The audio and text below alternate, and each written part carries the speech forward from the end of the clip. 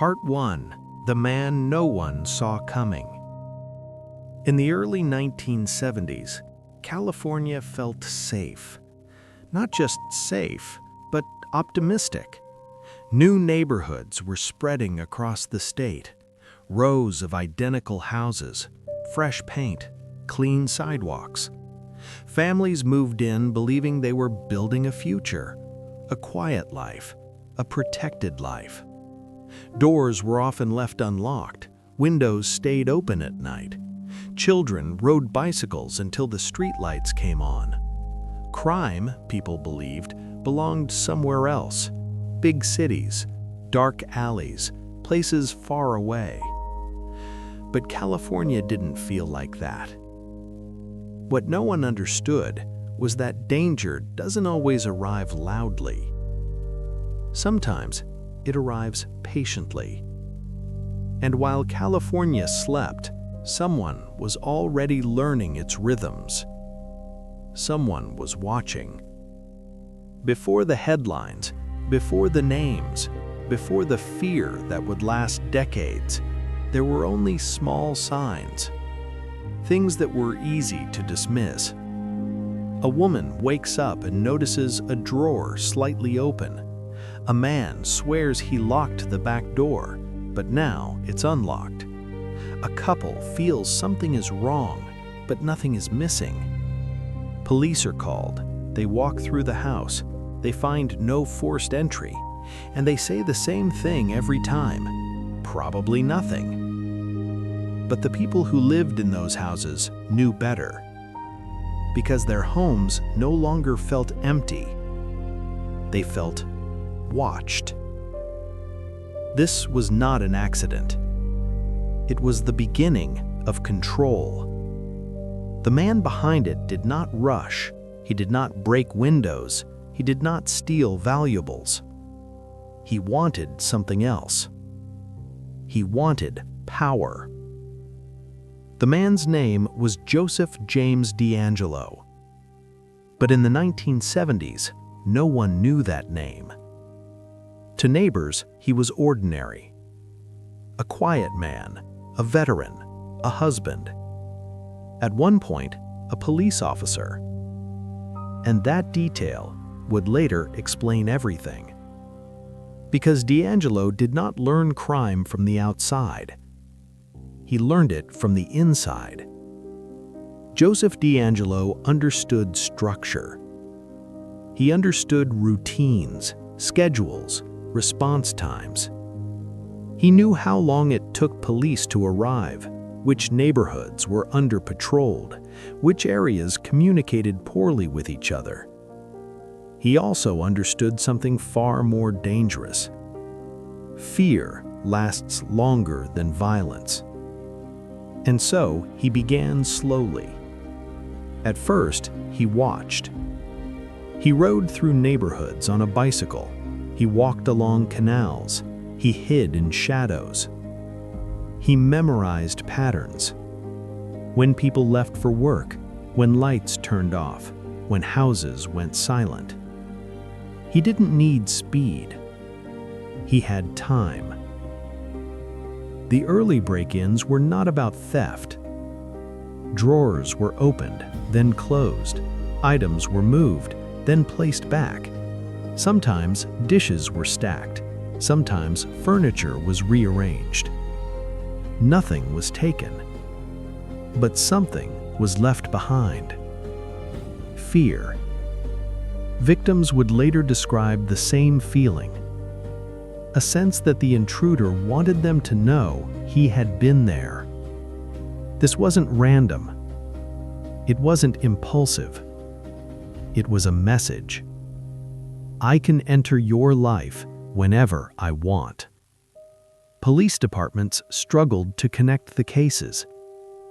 Different cities, different counties, no shared databases, no instant communication. Each department believed they were dealing with a local problem. They were wrong. DeAngelo exploited the system perfectly. He committed crimes just far enough apart to avoid patterns. He changed tactics often. He adapted quickly. Every time police adjusted, he adjusted faster. By 1976, the crimes escalated. Homes were entered while people slept. Families woke to sounds, then silence. Minutes passed, sometimes hours. Long enough to believe the danger had passed. And then, a voice. This was no longer burglary. This was psychological domination. Victims described lying still, afraid to breathe, afraid to make noise, afraid to fight back, because they sensed something worse. This wasn't rage, this wasn't chaos. This was control. The media gave him a name, the East Area Rapist. But a name did not mean understanding, and it did not stop him. If anything, it fed him. What terrified investigators most was his patience. He stayed inside homes for extended periods, listening, waiting. He learned how people reacted to fear, and he used that knowledge again and again. This was not a man chasing chaos. This was a man building it. By the late 1970s, fear spread across California. People installed locks, bought dogs, formed neighborhood watches. But it didn't matter, because D'Angelo didn't break in. He slipped in. And then, without warning, the crimes changed again. They became less frequent, more calculated, and eventually, deadly. But just as suddenly as the violence escalated, it stopped. No crimes, no sightings, no clues. For decades, people assumed the worst, or the best, that he was dead, or imprisoned, or gone. They were wrong. Because Joseph D'Angelo didn't disappear. He blended in. He lived quietly, aged normally, argued with neighbors. An ordinary life hiding an extraordinary past. But the victims never forgot. They lived with the fear, with the memories, with unanswered questions. Some grew old waiting for justice. Some never saw it. And then, technology changed everything. But that comes later. Part 2. A system that failed, a fear that grew. By the late 1970s, California was no longer calm. The optimism was gone. The unlocked doors disappeared. The open windows were shut. Fear had moved into the suburbs. But fear did not arrive all at once. It spread quietly, house by house, street by street. And at the center of it all was a man the public still could not see. This phase of the crimes would later become known as the East Area Rapist period. But at the time, it felt like chaos. Different cities, different victims, different nights, and yet the same fear. Joseph D'Angelo had refined his method. He no longer needed to test doors. He no longer needed to explore neighborhoods blindly. He knew exactly where to go.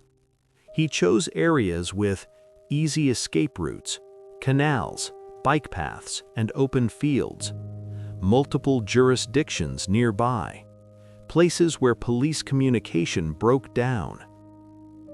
He also understood people, how they reacted under stress, how long fear lasted after silence, and he used that understanding as carefully as a weapon.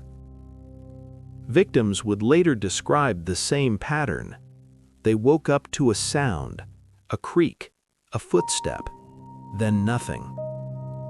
Minutes passed, sometimes longer. Long enough for the mind to race, to imagine, to panic silently. And then, a presence. What terrified investigators later was not just what he did, but how deliberate it all was. He controlled the environment. He controlled the timing. He controlled the fear. This was not impulsive violence. This was domination. Police departments were overwhelmed. Reports flooded in. Patrols increased. Task forces were formed. But coordination was poor. There was no central command, no statewide system. Each city handled its own cases. And D'Angelo knew that. Every weakness in the system became his advantage. If one department adjusted patrols, he moved. If one area increased lighting, he shifted neighborhoods. If one city warned residents, he attacked elsewhere. Media coverage intensified. Headlines described a phantom, a predator, a mystery. But headlines didn't stop him. They fueled anxiety and attention. Victims lived in constant vigilance. They slept lightly, checked locks repeatedly, installed alarms. Some moved away. Some refused to sleep alone. Many never felt safe again. Psychologists later explained why. This was not just a crime wave, it was a prolonged psychological trauma. Fear, when sustained over time, changes how the brain functions. It rewires safety, it erases trust. And D'Angelo understood that instinctively. He did not want quick reactions. He wanted long-term damage. That was the difference. Law enforcement began to make mistakes. Some departments dismissed patterns. Others disagreed on suspects. Jurisdictional pride got in the way. Information was not shared quickly, or at all. Later, investigators would admit it openly. The system failed. But the public didn't know that yet. They only knew fear. Neighborhood watches formed. Men slept with weapons nearby. Women changed routines. But nothing felt like enough. D'Angelo continued adapting. He learned which alarms were fake, which dogs were trained, which houses were predictable. He avoided confrontation when unnecessary. He preferred control. This phase revealed something critical about his psychology. He was not chasing chaos, he was perfecting a system. A system where he chose the moment, he chose the place, and he always left first, before anyone could understand what had happened. As years passed, the attacks slowed, not because he was finished, but because he was changing. This is where investigators would later realize they misunderstood the pattern. They assumed escalation meant frequency. They were wrong. Escalation for D'Angelo meant finality. And that realization would come too late. By the early 1980s, the crimes took a darker turn, less frequent, more calculated, and eventually deadly. And then, without explanation, everything stopped. No attacks, no sightings, no letters. Silence. For decades. Police assumed he was gone, dead, in prison, or moved away. The task forces dissolved, the files gathered dust. But the fear never truly left. Because the victims remembered. They remembered the sounds, the silence, the waiting, and the knowledge that he was never caught. This unanswered ending became one of the most haunting aspects of the case. Not just who he was, but how he vanished. And while the world moved on, Joseph DeAngelo did not disappear. He blended in. He lived quietly. He aged. He argued with neighbors. An ordinary life, hiding extraordinary crimes. But something was changing, not in him, but in the world. Technology was advancing, and the silence was running out of time. That is where the story turns. Part 3: The Silence That Hid a Monster. By the early 1980s, the pattern shifted again. But this time, almost no one noticed at first. The attacks did not increase. They slowed. Fewer reports, longer gaps between crimes, less noise. To investigators, this looked like progress. To the public, it felt like relief. But in reality, it was something far more dangerous. Joseph DeAngelo was not stopping. He was evolving. This was not retreat. This was refinement. Up until this point, fear had been widespread. Neighborhoods talked. Media warned. Police increased patrols. DeAngelo understood this. He understood that attention was risk, that chaos attracted eyes. So he changed. He became quieter. The crimes that followed were fewer, but final. Entire families would later vanish from public records. Stories would surface years later, only after investigators reconnected the dots. At the time, these incidents seemed isolated, unrelated, tragic but random. That illusion saved him. This phase would later define his final name. No longer the East Area Rapist. Now, the Golden State Killer. Because the crimes spanned California itself. North, south, urban, suburban. There was no single hunting ground anymore. What made this phase especially disturbing was how little emotion it carried. No rage, no frenzy, no chaos. Everything was methodical, controlled, planned. Investigators later described it this way: if the earlier crimes were about fear, these were about erasing witnesses. But even then, Joseph DeAngelo remained invisible. No witnesses, no clear suspects, no confessions. And slowly, the trail went cold. By the mid-1980s, the crimes stopped completely. No more reports, no new patterns, no new fear spreading through neighborhoods. For law enforcement, this was baffling. Criminals rarely stop voluntarily. They are caught, they are killed, or they escalate. DeAngelo did none of these. He simply disappeared. The task forces were eventually disbanded. Funding dried up. Detectives retired. Evidence boxes were sealed. The case became history, but history with no ending. And while the world moved on, Joseph DeAngelo blended in. This part of the story is the hardest to accept, because it forces a question no one wants to ask.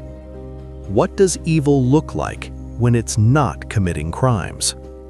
DeAngelo married. He raised children. He lived in quiet neighborhoods, mowed his lawn, argued with neighbors about noise. He aged. His hair turned gray. His body slowed. His life became ordinary, and no one suspected him. Not coworkers, not neighbors, not even police. The man responsible for decades of terror was living a normal life. That fact alone shattered public perception when the truth emerged. Meanwhile, the victims lived very different lives. They carried fear into old age. Some never slept without lights on again. Some moved repeatedly.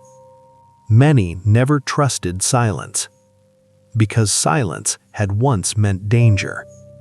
Years passed. Technology advanced. Society changed. Crime databases modernized. But the Golden State Killer case remained unsolved, until a small group of investigators decided to look again. They did not believe the case was dead. They believed it was waiting. In the early 2000s, cold case units began digitizing old evidence. DNA collected decades earlier was re-examined. At first, there were no matches. The databases were limited. But science was catching up, and patience was about to be rewarded. This is where the story changes forever. Because for the first time, the past could speak. Investigators began exploring a new idea. Not matching DNA to criminals, but matching DNA to families. Public genealogy databases, family trees, distant relatives. This approach was risky, unproven, controversial, but it worked. Slowly, a family tree emerged. Branches narrowed. Connections formed. Until investigators were no longer searching blindly. They were closing in. And all of it was happening while Joseph D'Angelo lived quietly, unaware that time was finally catching up to him. He still went to the store. He still walked his neighborhood. He still blended in. But the silence he depended on was cracking. This was no longer a question of if, only when. Because after more than 30 years, the Golden State Killer was about to be seen. And when that happened, everything would change. For the victims, for law enforcement, and for true crime itself. That moment comes next. Part 4. When Time Finally Spoke. For more than 30 years, the Golden State Killer existed only as a shadow. A collection of police reports, boxes of evidence, memories that never faded. He was discussed in documentaries, in books, in online forums, but he was never seen. Until science caught up with patience. This was not a sudden breakthrough. It was years of quiet work. Investigators reopened old boxes, retested old evidence, reviewed reports written decades earlier. What they had was DNA. What they didn't have was a name. Traditional DNA databases had failed. The Golden State Killer had never been arrested, never fingerprinted, never entered into criminal systems. So investigators tried something new, something controversial, something that had never been used this way before. They turned to genetic genealogy, public ancestry databases, family trees created by ordinary people looking for their roots. Investigators uploaded crime scene DNA, not searching for the killer, but for relatives. This changed everything. Because DNA doesn't exist in isolation. It connects generations. Parents, cousins, distant relatives. Slowly, a family tree began to form. At first, the tree was enormous. Thousands of names. But investigators did not rush. They eliminated possibilities, compared ages, tracked locations. Branches were cut away, one by one. Eventually, the tree narrowed. A handful of names remained. And then, just one. Joseph James DeAngelo. The name didn't feel dramatic. That was the most unsettling part. It was ordinary. The name of a neighbor, a coworker, a man you wouldn't notice. And that made it terrifying. Investigators began surveillance. They followed him quietly, watched his routines, collected discarded items. A tissue, a door handle, a piece of trash, anything that could confirm what they already suspected. When the results came back, there was no doubt. The DNA matched. After more than 40 years, the Golden State Killer had a face. The arrest, 2018. April 2018.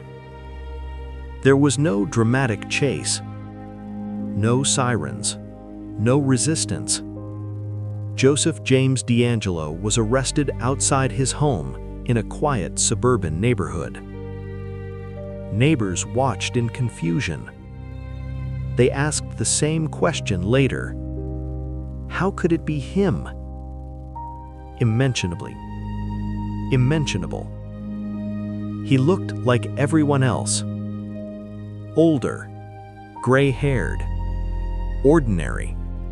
And that ordinariness shook the nation. Because it forced people to confront a terrifying truth.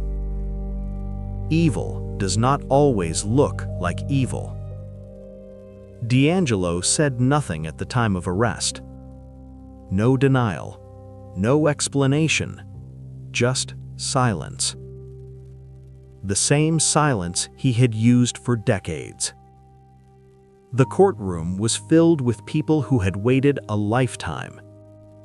Survivors, families, loved ones of those who never came home. Some were elderly now. Some had gray hair. Some carried photographs from the 1970s. This was not just a trial. It was a reckoning. Victims spoke one by one. They described fear that never left, homes that never felt safe again, lives shaped by one man's actions. Some spoke calmly, some trembled, some cried. But they spoke. DeAngelo listened. He sat still. He showed little emotion.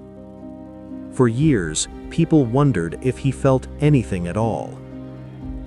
Psychologists testified during sentencing.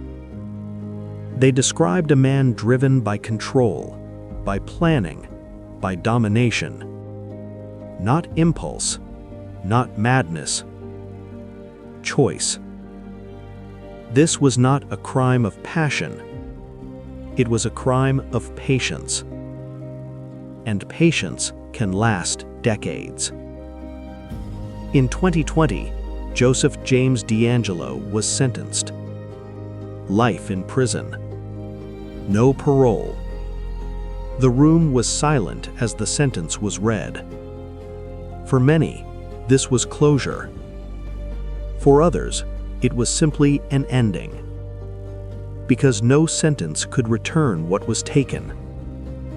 Why this case changed true crime forever. The Golden State Killer case changed how the world investigates crime. It proved Cold cases are never truly cold. Technology can outlive criminals, and patience can outlast fear. And most importantly, silence does not mean safety. Law enforcement agencies across the world changed procedures. Old evidence was re-examined. DNA genealogy became a powerful tool. And families who had waited decades began to hope again. Final reflection. Sometimes evil does not scream. It does not rush. It waits. It watches behind ordinary faces in ordinary neighborhoods. And it assumes time will protect it. But time does not forget. And eventually, time speaks. Final line, very important for narrator. Immentionable. The Golden State Killer believed silence would save him. In the end, it was silence that led to his capture.